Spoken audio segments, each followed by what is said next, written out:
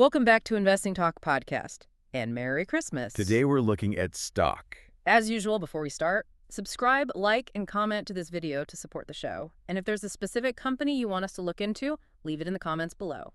So let's get into the analysis. All right, so this product, it's not a normal company, is it? There's no 10K, no revenue in the traditional sense. Not at all. It's an exchange-traded fund, and it's structured for one specific purpose. And what's that? To give you amplified exposure to Bitcoin.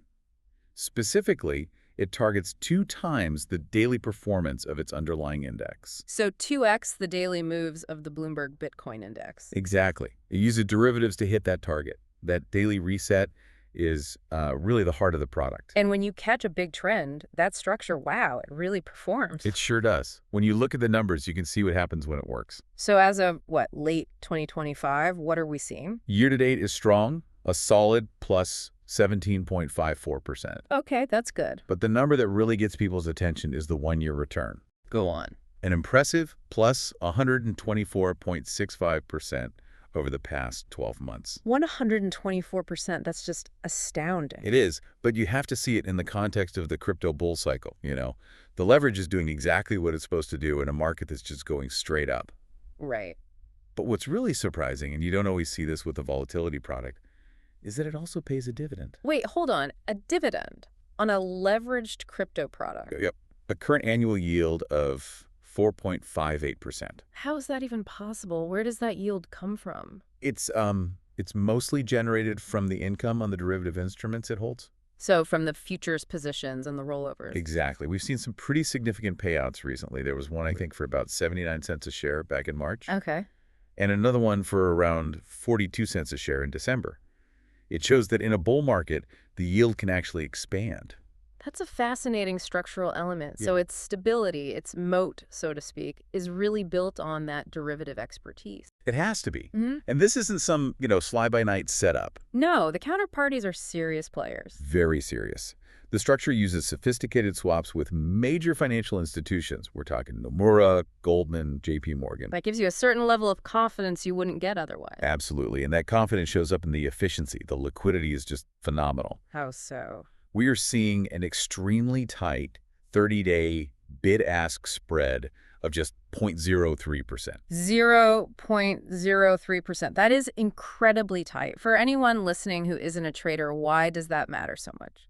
Well, it's the clearest sign you can get that market makers are confident. Meaning they can move in and out easily. Right. A tight spread means your cost to enter or exit a trade is tiny, and it suggests there's huge underlying liquidity. The market believes the fund can track that 2x target without a lot of slippage. And critically, it's an ETF structure, so there's no direct debt load on a balance sheet somewhere. None at all. The risk is all tied to the index and the counterparties, not corporate debt. And that structural confidence, I guess that brings us right to the technical picture. It does, because all that structure doesn't matter if the market isn't moving your way. So what are the charts telling us right now? Is the momentum still there? The current net asset value is strong. It's hovering around $28.22. That's up about 8% just in the last week. So it's forming higher lows? It is. But really, all eyes are glued to one single number, a key resistance level for Bitcoin itself. And that number is? $73,000. The magic number. Why is $73,000 the specific breakout trigger everyone's watching? It's all about the leverage. If Bitcoin breaks through 73K, it signals a very high probability that the next big leg up has started. And for this product, that move gets doubled instantly. Immediately. You get 2 units of upside for every 1 unit of Bitcoin's move past that point. It's the tactical entry institutions have been waiting for. And we are seeing signs of accumulation that back that up? We are. Just look at the short-term returns. What have we got? The 1-month return is a scorching plus 30.34%. Wow. And the 3-month is plus 52.02%. The leverage is clearly working for investors right now. It's capturing that momentum perfectly. It is. The 5-day volatility for the product is clocked at 125.62%. Which sounds scary. It sounds terrifying, but high volatility is actually what you want when you're leveraged long in a rally. It favors that upside capture. And are there any classic chart patterns taking shape? Well, analysts are looking at the potential for a cup and handle formation. But that depends on Bitcoin making that rebound, right? To break that $73,000 resistance. It all comes back to that. But they're also pointing to constructive signals in the momentum indicators, like the RSI and the MACD. In plain English. It suggests that while the price might look a little choppy right now, the underlying buying strength is actually improving. The spring is loading. Which brings us to sentiment and flows, arguably the most important real-time data. For sure. The mood is a bit mixed, but it's leaning, I'd say, aggressively bullish in the very short term. And we have the money flow to prove it. This is where we see the big boys making their move. Exactly. Despite some outflows earlier in the year, we've seen cluster buying very recently. Get this, there were two major institutional inflows cited. One was for $14.4 million. Which is about 1.86% of the fund's total assets. And the other one was even bigger, a massive inflow of $27 million. Representing over 3.5% of the AUM. That's huge. That is not retail money. That is institutional capital placing a very specific bet. A bet on an immediate breakout. They're looking at current levels as a tactical entry point, and they're accepting the risk to get that potential upside. So for anyone thinking about this, monitoring the near-term catalyst is absolutely essential. You have to know the calendar for the next, say, 1 to 3 months. So what are the key events traders need to have circled? There are the three main things. First, the ex-dividend cycles. The last one was December 1st, so you want to watch for the next announcement. Okay, dividends. What's number 2? Second is the futures rolling process. This is where it gets a little more technical. Right. For listeners who don't track this stuff every day, what exactly is that and how does it affect the fund? Well, it's basically the cost of maintaining that 2x leverage. The engine room upkeep. That's a great way to put it. The fund has to continuously roll its exposure from expiring contracts, say the December ones, into the next month's contracts, like for January. And that process isn't always smooth? It can introduce small costs or a bit of volatility. It's just the necessary technical maintenance to hold that 2x line day after day. Got it. And the third catalyst? That's the big one. The overarching macro tailwinds. You mean like the Fed? Exactly. Analysts are widely expecting potential Fed rate cuts heading into 2026.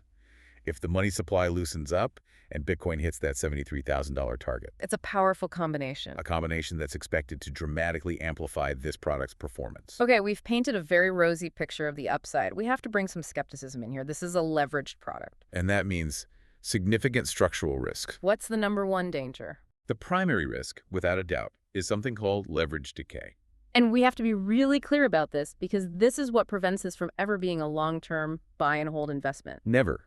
The daily reset is the issue. It causes compounding losses in markets that are just chopping sideways or are volatile without a clear direction. So even if Bitcoin starts at $70,000 and ends at $70,000 a month later, you can still lose money in this fund. Precisely. Because you lose more on the amplified down days than you make back on the flat or slightly up days. It just erodes the value over time. Which is why timing is so critical. It's everything. Analysts are warning of a potential 30% downside if Bitcoin has a major pullback from here.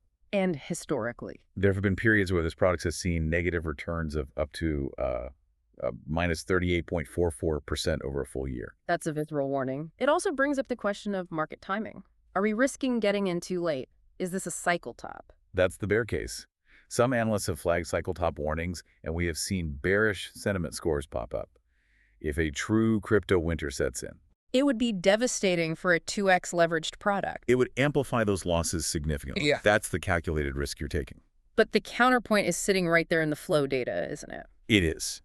The fact that you're seeing those huge institutional inflows, like that $27 million move, that suggests the big money doesn't see this as a cycle top. They see it as a launch pad. They see it as a tactical entry point. They're pricing in that short-term decay risk against the potential for an explosive breakout. So they're not planning to hold it for months. They want to capture one specific move and get out. That is the trade. And that's the key takeaway for you, the listener. Okay, so let's wrap this up. Let's give the final thesis. Based on the high returns, the fresh institutional money, the efficient structure, what's the overall assessment? The assessment leans very strongly bullish, but, and this is a huge, but only over a very defined short-term horizon. The structure is sound. The money flow is a strong signal. So this is not an investment, it's a trade. It's best suited as a swing trade over the next 1 to 3 months. The whole goal is to capture that potential breakout if Bitcoin hits the $73,000 target. It's purely a tool for volatility capture. It's designed for constant monitoring, not a long-term hold.